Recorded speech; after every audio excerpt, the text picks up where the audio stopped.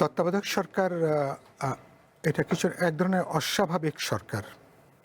আমরা পৃথিবীর যেসব দেশে আমরা ওয়েস্টমিনিস্টার টাইপ অফ গভর্নমেন্ট যেখানে ফাংশন করে, সেখানে রাজনৈতিক সরকার যে রাজনৈতিক দল ক্ষমতায় থাকেন, টেনিওর শেষ হয়ে যাবার পরে তাদের অধীনে পৃথিবীর অধিকাংশ সংসদীয় পদ্ধতির সরকারে বা রাষ্ট্রে তাদের অধীনেই সেখানে নির্বাচন হয়।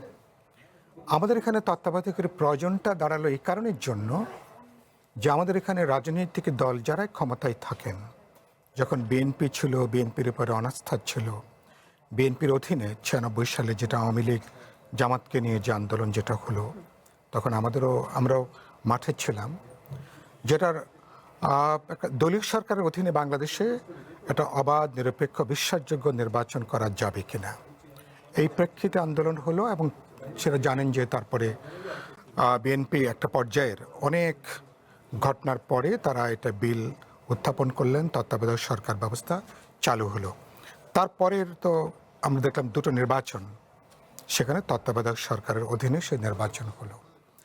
আওয়ামী লীগ, যেটা আপনি বলছিলেন একটু আগে, মানে আপনাকে, যে আওয়ামী লীগ একসময় তত্ত্বাবধায়ক সরকার ব্যবস্থা প্রতিষ্ঠার জন্য আন্দোলন করলো, রাজপথে রক্ত ঝরেছে, সম্ভবত 173 দিন যে টানা যে আন্দোলন, যে হরতাল, সম্ভবত ওই সময়কালের কথা। 2009 সালে তারা যখন 8 নির্বাচনের পরে 9 থেকে তারা যখন আবার ক্ষমতা এলেন, তখন তারা এই ব্যবস্থাটা বাতিল করলেন। যে সংসদীয় যে কমিটি ছিল, সেই কমিটিরও সুপারিশের বাইরে যে সংসদীয় কমিটিতে আওয়ামী লীগ ডমিনেট করতেন, তাদের সুপারিশের বাইরে যে তারা এটা করলেন, করার কারণটা কি? কারণটা খুব স্পষ্ট। কারণটা হলো যে তারা বলতে পারেন একটা অনির্দিষ্টকালের জন্য তারা আসলে ক্ষমতায় তারা থাকতে চেয়েছেন।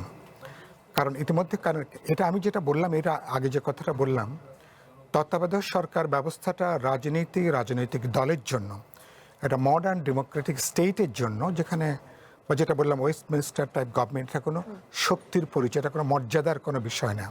তার মানে কি দাঁড়াচ্ছে কি, যে ক্ষমতাসীন দল যারা ক্ষমতায় ছিলেন, তাদের প্রতি বিরোধী রাজনৈতিক দল বা অন্যান্য রাজনৈতিক দলগুলো কোনো আস্থা বিশ্বাসের সম্পর্ক নাই। একটা রাজনৈতিক সরকারের অধীনে, অর্থাৎ টেনিওর পরে যখন নির্বাচন সময়টা থাকে, তখন তার কেবলমাত্র রুটিন মাফিক কাজের বিষয় থাকে, তখন কোনো নীতি নির্ধারণী অথবা পলিসি লেভেলে কোনো সিদ্ধান্ত গ্রহণ করবার বিষয় না।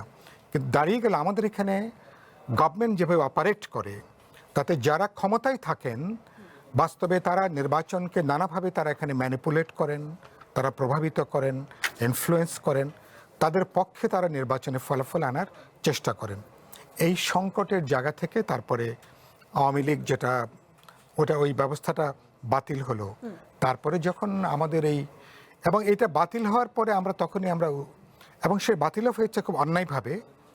বাতিল হওয়ার পরে এরপরে যে 3টা নির্বাচন হলো, 14, 18 এবং 24-এর, বোঝা গেল যে বাংলাদেশে এখনো পর্যন্ত আমার এখানে এরকম রাজনৈতিক সংস্কৃতি গড়ে ওঠেনি যে একটা কোনো রাজনৈতিক দলের অধীনে অবাধ, নিরপেক্ষ, বিশ্বাসযোগ্য অথবা পার্টিসিপেটরি বা সবাই গ্রহণ করতে পারেন কম্পারেটিভলি অর্থে এরকম কোনো নির্বাচন করা সম্ভব।